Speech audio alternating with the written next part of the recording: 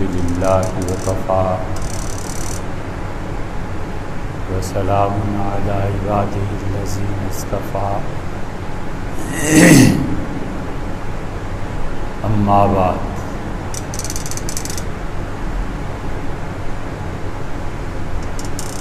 اللہ تعالی نے ایک مومن انسان سے اس کی متوازن شخصیت، بیلنسڈ پرسنالٹی،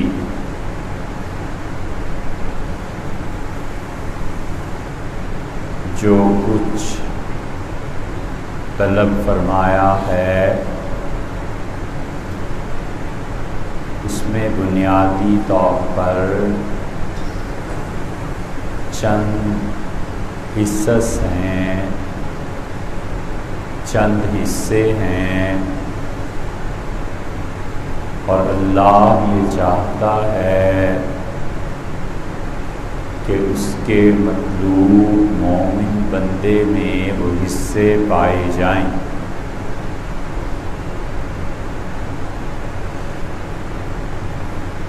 ہر شخص کے لیے یہ ضروری قرار دیا ہے کہ سب سے پہلے مرحلے پہ اسے ان امور کا علم ہونا چاہیے جن امور میں وہ مبتلا ہونے جا رہا ہے۔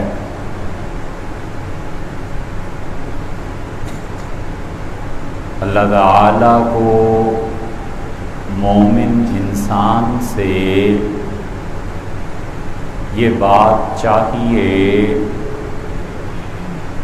کہ اگر اس مومن پہ زکوٰۃ فرض ہو رہی ہے تو اسے زکوٰۃ کیسے دینی ہے، کہاں دینی ہے، یہ بنیادی چیزیں معلوم ہونی چاہیے۔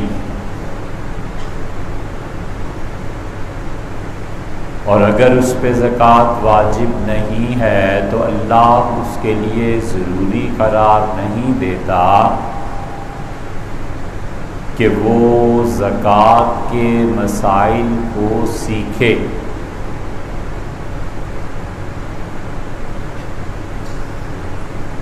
ایک شخص حج کے لیے جا رہا ہے تو اللہ تعالیٰ کے ہاں اس کے لیے تقاضا یہ ہے کہ وہ حج کے مسائل کو سیکھے، اور جب اس نے حج نہیں کرنا تو اللہ کے ہاں اس انسان کو کوئی مسئلہ، کوئی پکڑ نہیں ہے کہ اس نے حج کے مسائل کیوں نہیں سیکھے۔ اس لیے مومن آدمی، اس کی زندگی میں سب سے پہلا کام یہ ہے کہ جو کام وہ کر رہا ہے یا کرنے جا رہا ہے اللہ تعالیٰ نے اس کے بارے میں کیا حکم دیا ہے اسے جاننا چاہیے۔ اور کوئی شخص فتوے کا کام کرتا ہے، قاضی ہے، اور لوگوں کی رہنمائی کرتا ہے تو اس کے ذمے اس سے زیادہ چیز آ جاتی ہے کہ وہ زیادہ پڑھے، زیادہ لکھے، اپنے آپ کو زیادہ علم میں کھپائے اور علم کو مستحضر رکھے۔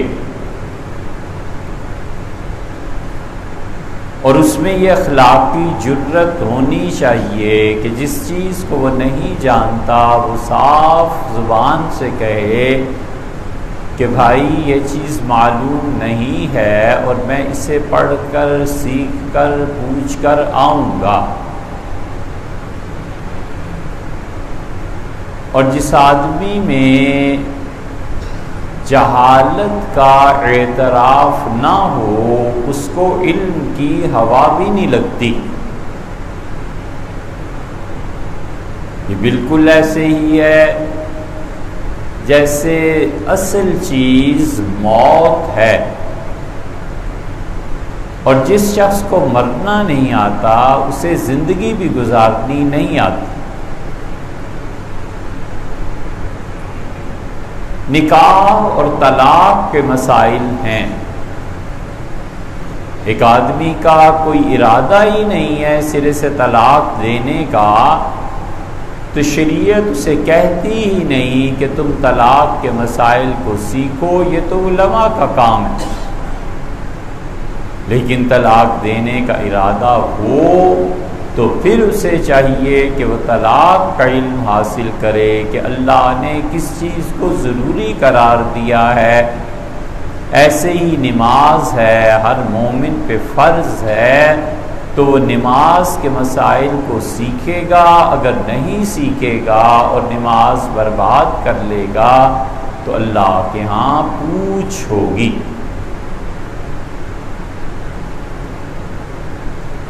اسی لیے صحیح بخاری میں ایک قول آیا ہے کہ لوگوں علم حاصل کرو قبل ان تصود، قبل اس کے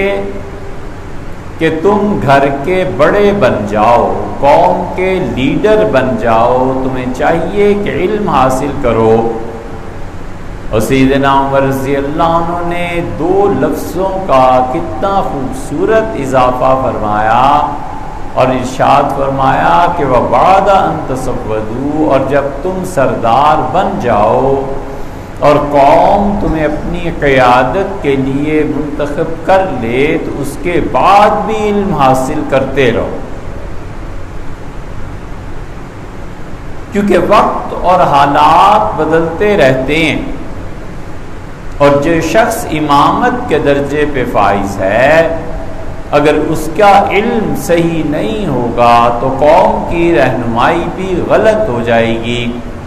اور یہ رہنمائیاں اور لیڈرشپ یہ اللہ کے ہاں جا کر جواب دینا ہے۔ حضور صلی اللہ علیہ وسلم نے فرمایا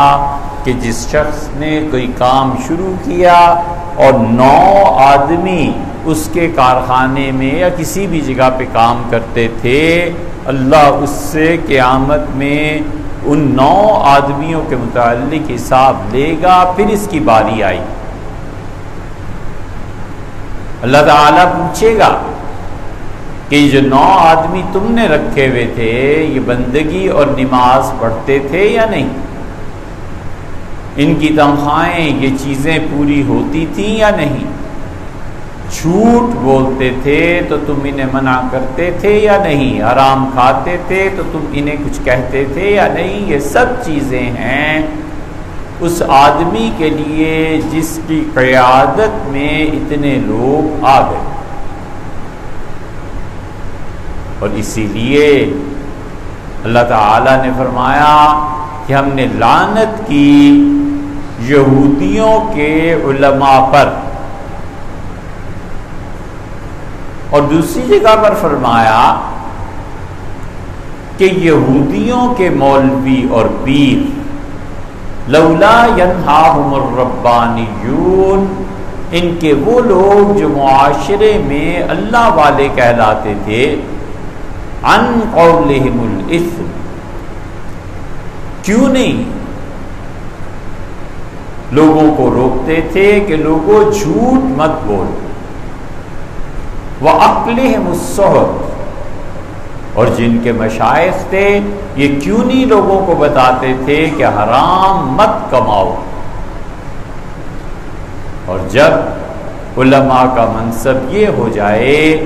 کہ جھوٹ بولنے پہ انہیں عزت ملتی ہو اور حرام مال میں خود ان کا حصہ پڑا ہوا ہو، تو یہودیوں نے کیا ایسا قصور کیا تھا کہ ان پہ لعنت پڑی اور ان پہ نہ پڑے؟ اللہ فرماتے ہیں لولا ینہاہم الربانیون عن قولہم الاثم واکلہم السحت، اور کیوں نہیں ان یہودیوں کے مشائخ علماء اپنی قوم کو منع کرتے تھے کہ دیکھو لوگوں جھوٹ مت بولو اور حرام کا مال مت کھاؤ۔ تو اس لیے مومن انسان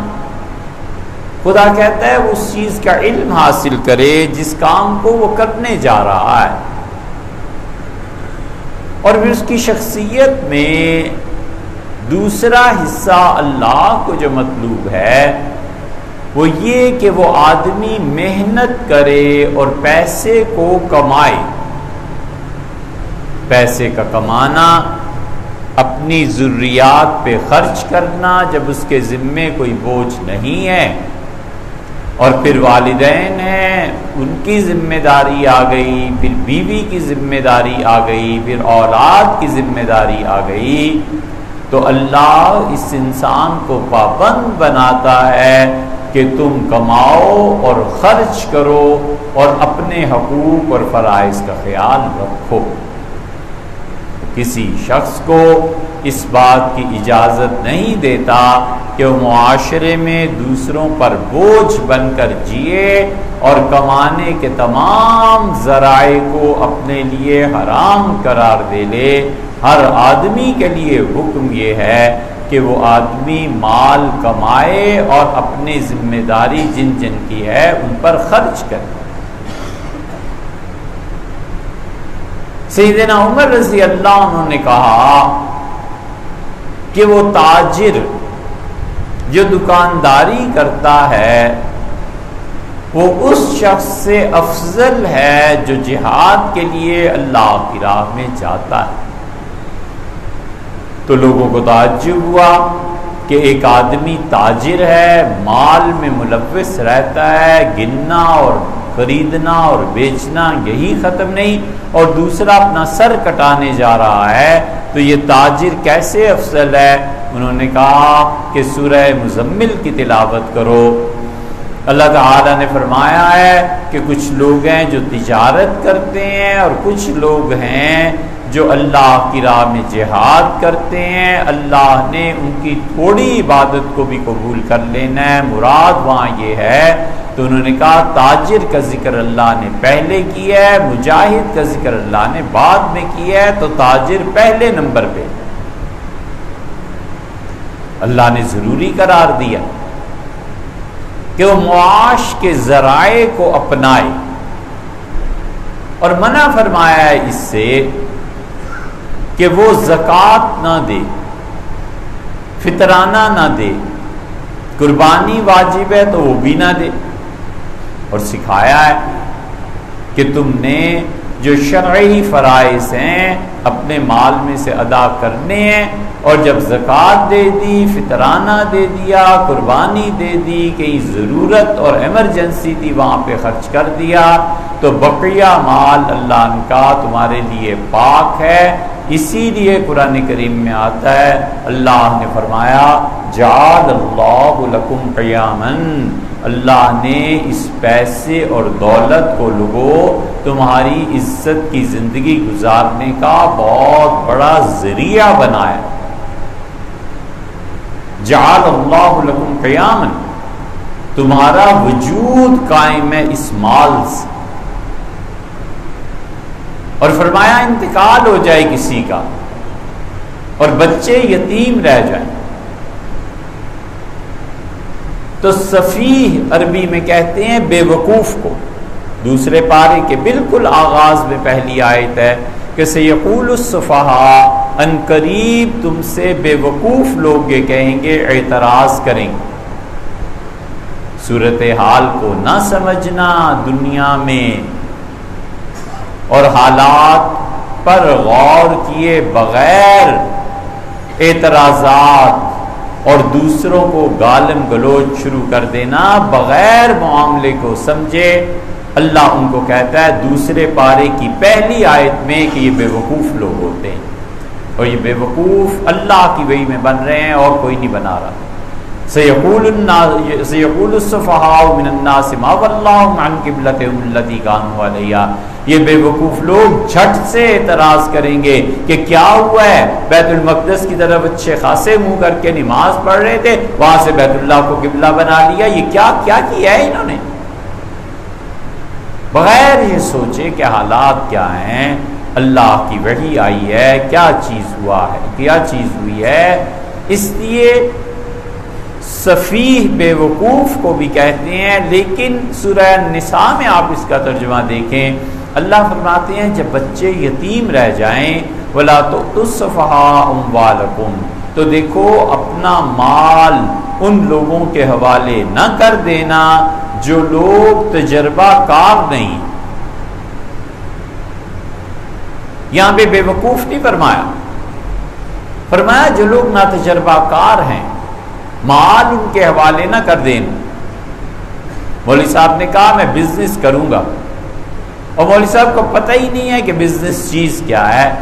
اور آدمی ان کی ایمان اس چیز پہ بھروسہ کر کے کہتا ہے حضرت یہ لیں 10 لاکھ اور کاروبار کریں، ان بیچاروں کو پتہ ہی نہیں ہے کہ مارکیٹ میں کاروبار ہوتا کیسے ہے، ان کی عزت، ان کا احترام، ان کے ساتھ تعلق، محبت سب جائز، اور یہ مال تجارت کے لیے پیسہ دے کے تجارت کرنا ناجائز۔ ایک آدمی ساری زندگی دفتر میں رہا، سیکٹری ہو گئے، ریٹائر ہو گئے، بڑے سے بڑا گریڈ پا لیا، 19واں اور 20واں، وہ کہتا ہے دوستو شام کو مل کے کاروبار کیا کریں گے، اور اسے بالکل پتہ ہی نہیں ہے کہ کاروبار چیز کیا ہے، تمام عمر گزاری ہے دفتر میں اور حلال مال کمایا ہے، اب یہ ڈبوئے گا پیسے کو۔ اللہ فرماتے ہیں کبھی بھی تجارت میں نا تجربہ کار لوگوں کو اپنا مال نہ دینا۔ جعل اللہ لکم قیاما، اللہ نے اس پیسے کو تمہاری زندگی کا سبب بنایا ہے، اس کی وجہ سے تو تم زندگی گزار رہے ہو۔ پھر اللہ تعالیٰ فرماتے ہیں کہ یتیم بچوں کو آہستہ آہستہ آہستہ آہستہ کاروبار میں لگاؤ، یہاں تک کہ یہ طاقت پکڑ لیں، کاروبار سیکھ جائیں، پھر اصل زر ان کے حوالے کرو، یہاں تک کہ یہ جوان ہو جائیں، پھر طاقت آ جاتی۔ اس سے فقہا کہتے ہیں کہ آدمی کوئی بھی وہ دادا بننے کی عمر کے قابل ہو جائے، مثلاً 12 سال میں اس کی شادی ہوئی اور 13ویں سال میں وہ باپ بن گیا، اور پھر 11-12 برس میں اس کے بیٹے کی شادی ہوئی اور پھر وہ باپ بن گیا، تو یہ دادا ہو گیا نا۔ جب دادا کی عمر کو پہنچ جائے تو اس پر بھروسہ کر کے پیسہ دیا جائے، بشرطے کہ اس بچے نے پہلے تجارت، دکانداری، کوئی بزنس، کوئی چیز کیا ہے، ایک دم سے پیسے دے دینا اللہ کہتا ہے ایسے نہ کرنا، مال ڈوب جائے گا اور تم رسوا ہو جاؤ۔ اللہ کو مومن کی شخصیت میں مال کی کمائی بھی مطلوب ہے کہ پیسے کماؤ، اور اللہ کو یہ بھی مطلوب ہے کہ اللہ کہتا ہے میری عبادت بھی کرو۔ مومن کی شخصیت میں کچھ حصہ دن اور رات کا خالص اللہ کی عبادت ہونی چاہیے، نماز پڑھے، نفل پڑھے، تلاوت کرے،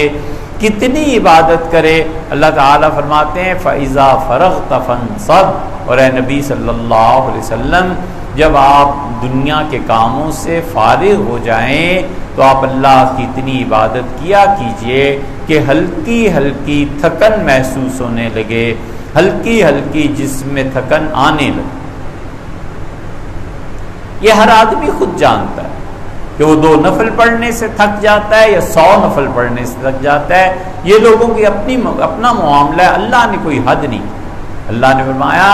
فَإِذَا فَرَغْتَ فَانصَبْ، اور جب آپ فارغ ہو جائے، سوچا جائے کہ حضور صلی اللہ علیہ وسلم کس کام سے فارغ ہو جائیں تو عبادت کریں، ان کا تو ہر کام ہی عبادت تھا، لیکن اللہ نے کہا کہ تبلیغ سے، لوگوں سے ملنے سے، لوگوں کو واعظ و نصیحت کرنے سے، اپنے گھر والوں کے پاس جانے سے، بات کرنے سے، ان سب سے فارغ ہو کے کچھ وقت ایسا نکالیے جب آپ نفل پڑھیں، تلاوت کریں، یہاں تک کہ آپ تھوڑی سی تھکن محسوس کرنے لگیں۔ اللہ کو مومن کی شخصیت میں یہ تھکن مطلوب ہے کہ تھکاوٹ ہو جائے اور جسم کہنے لگے کہ اب تھوڑا سا آرام کرنا چاہیے، اللہ کی اتنی عبادت کرنی چاہیے۔ کیونکہ اگر عبادت نہیں کرے گا اور اللہ سے تعلق نہیں پیدا کرے گا تو اس کی شخصیت میں بڑا خلا باقی رہ جائے گا۔ اللہ نے انعام فرمایا ہے، عبادت کی عادت نہیں ہے، کس کا شکر ادا کرے گا جا کے، اور کس کے سامنے سر جھکائے گا کہ آپ کی مہربانی، آپ نے اتنا بڑا انعام فرمایا۔ مر رہا تھا اور اپنا محبوب تھا، باپ تھا، بھائی تھا، اور اللہ نے زندگی دے دی، کہتا ہے لاکھ روپیہ ہو تو اللہ کی راہ میں خرچ کروں، مگر اللہ سے تو شناسائی نہیں، اللہ سے تو کبھی ملاقات ہی نہیں ہوئی، کہیں رمضان عید میں مل لیے تو مل لیے، باقی تو خدا کو جانا۔ بہت سے لوگ اللہ کی عبادت نہیں کرتے، وہ اپنے تصور اور خیال میں جو خدا بنا رکھا ہے اس کی عبادت کرتے ہیں، اور انہیں خوش فہمی ہوتی ہے کہ ہم اللہ کی عبادت کر رہے ہیں، اللہ حقیقت ہے، تصور نہیں ہے۔ اس لیے مومن سے مطلوب یہ ہے، مصیبت آ گئی، پریشانی آ گئی، اللہ سے اگر شناسائی نہیں ہے، عبادت کبھی نہیں کی، اب دعا کس سے مانگنی ہے، کس کے سامنے بیٹھنا ہے، کس کے سامنے رونا ہے، کس کو کہنا ہے کہ تیرا بندہ مشکل میں گرفتار ہو گیا ہے، اپنے بندے کو بچا لے، کوئی مصیبت نہیں، کوئی خوشی نہیں ہے۔ آدمی کا ضمیر گواہی دیتا ہے کہ جو تم آج کل جو کچھ کر رہے ہو نا، تم سیدھے راستے پہ نہیں رہے، یہ تم نے انسانوں والی زندگی چھوڑ دی ہے۔ کوئی ذات تو ایسی ہونی چاہیے جہاں جا کے بندہ کہہ سکے کہ اے رب تیرا بندہ اب غلط کام کی طرف چل پڑا ہے، اے رب اب میں وہ کرنے لگا ہوں جو مجھے نہیں کرنا چاہیے تھا، اللہ قبل اس کے کہ تیرا بندہ جہنم اور گمراہی میں چلا جائے تو سنبھال۔ کہاں جا کر کہے کہ اللہ میں اب اپنے نفس کی ماننے لگا ہوں اور افسوس ہے میں نے تیری راہ کو چھوڑ دیا ہے، اللہ مجھے پلٹا لے، میرے بس میں نہیں اب رہا۔ اس لیے خدا کی عبادت ضروری ہے، اتنا تو کرے کہ تھکن محسوس ہونے، اور اسی طرح علم، تجارت، عبادت، ایک اور چیز اللہ کو مطلوب ہے اور وہ ہے تربیت۔ آدمی ہوش سنبھالنے سے لے کے موت تک اس سے نہیں نکل سکتا، اپنی تربیت کرے، اپنے بچوں کی تربیت کرے، اپنی اولاد کی تربیت کرے۔ اللہ کہتا ہے قُوا أَنفُسَكُمْ وَأَهْلِيكُمْ نَارًا، لوگوں اپنے آپ کو بھی، اپنی جان کو بھی، اور اپنے گھر والوں کو بھی جہنم کی آگ سے بچاؤ۔ اس لیے ماں باپ بننا کوئی آسان مرحلہ نہیں، اللہ نے ذمہ داری لگائی کہ وہ اپنی اولاد کو وقت دے، اللہ نے ذمہ داری لگائی ہے کہ اپنے بچوں کے افعال پر نظر رکھے،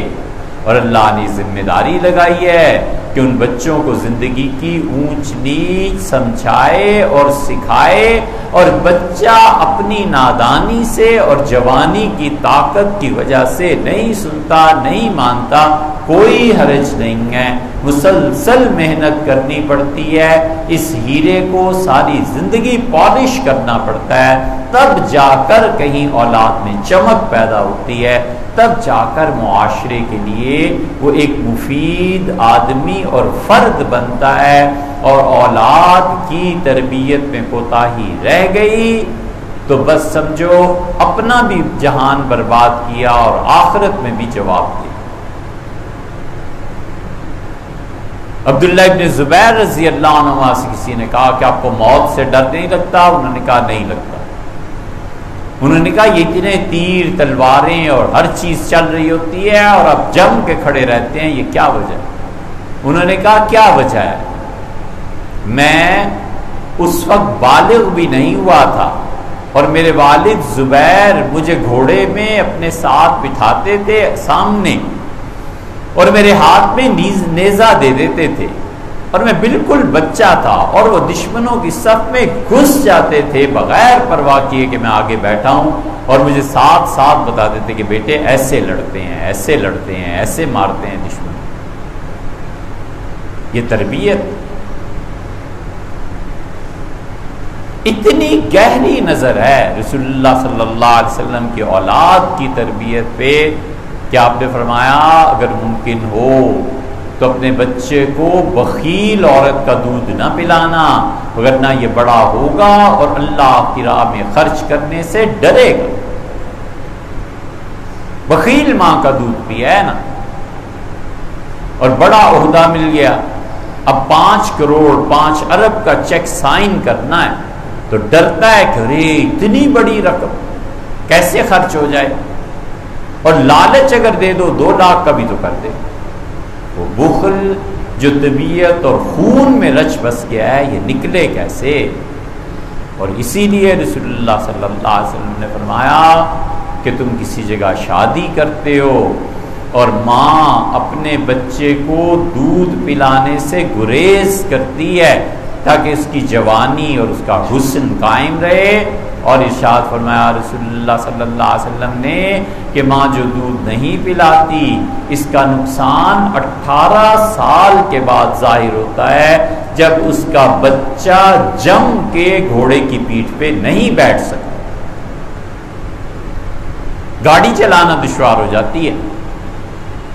اور بے ڈھنگی چلاتا ہے اور مارتا ہے۔ وجہ اس کی یہ ہے کہ وہ جو دودھ 18 سال پہلے نہیں پلایا تھا نا، اب ڈرپوک ہو گیا،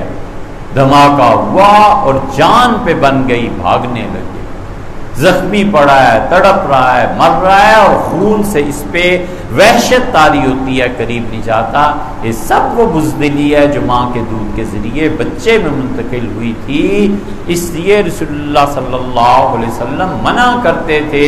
ایسی جگہ شادی کرنے سے بھی جہاں لوگوں میں بخل ہو اور جہاں لوگ برائیوں میں مبتلا ہوں۔ اس لیے مومن آدمی اپنی بھی اصلاح کرے، اپنی اولاد کی بھی اصلاح کرے۔ حضور صلی اللہ علیہ وسلم جب حنین میں چلے گئے تو حنین کا معرکہ بڑا سخت معرکہ تھا مسلمانوں کے لیے۔ حوازن کے لوگ پرانے جنگجو تجربہ کار لڑے ہوئے، انہوں نے اپنے بوڑھوں کو بلایا اور کہا کہ کیا کریں۔ انہوں نے جنگ کی ایسی سکیم بتائی کہ رسول اللہ صلی اللہ علیہ وسلم خود اس سکیم میں جا کر بے بس ہو گئے، اور کافروں نے چاروں طرف سے گھیر لیا، اور رسول اللہ صلی اللہ علیہ وسلم نے فرمایا اپنے چچا عباس رضی اللہ عنہ کی آواز بہت بلند تھی، کئی میل تک لوگ ان کی آواز سنتے تھے، فرمایا چچا اونچی آواز سے بولیے اور کہیے کہ کہاں گئے جن پہ بقرہ جن کو پڑھ کے سنائیے، کہاں گئے آل عمران کو سننے والے، پلٹو واپس آؤ۔ اور رسول اللہ صلی اللہ علیہ وسلم بے اختیار ان دشمنوں کی فوج میں گھس گئے اور بار بار 2 جملے بار بار فرماتے تھے، فرمایا تم کیا سمجھتے ہو انا ابن عبد المطلب، میں عبد المطلب کا پوتا ہوں، میں بھلا بھاگنے والا ہوں، انا ابن العواتق، اور تم جانتے ہو کئی عاتقہ نام کی عورتوں نے مجھے دودھ پلایا، انا ابن العواتق، میں نے عاتقاؤں کا دودھ پیا ہے، میں عبد المطلب کا پوتا ہوں، میں کوئی ڈرنے والا۔ ان ماؤں کے دودھ پہ حضور صلی اللہ علیہ وسلم نے فخر فرمایا۔ اس لیے یہ تربیت کے مراحل میں سے ہے کہ آدمی دیکھے اپنی اولاد کا رشتہ کہاں کر رہا ہے، ان کے ہاں کیا معاملہ ہے۔ یہ سب چیزیں اللہ کو مومن کی شخصیت میں مطلوب ہیں۔ ضروری علم بھی حاصل کرے، بقدر ضرورت کمائے بھی، اور عبادت کرے جب تک کہ تھوڑی سی تھکن محسوس نہ ہونے لگے، اور سب سے بڑی چیز اپنی اور اپنے اہل خانہ کی تربیت کا کرنا ہے، تب جا کر مومن کی شخصیت کہیں بنتی ہے اور ڈیولپ کرتی ہے۔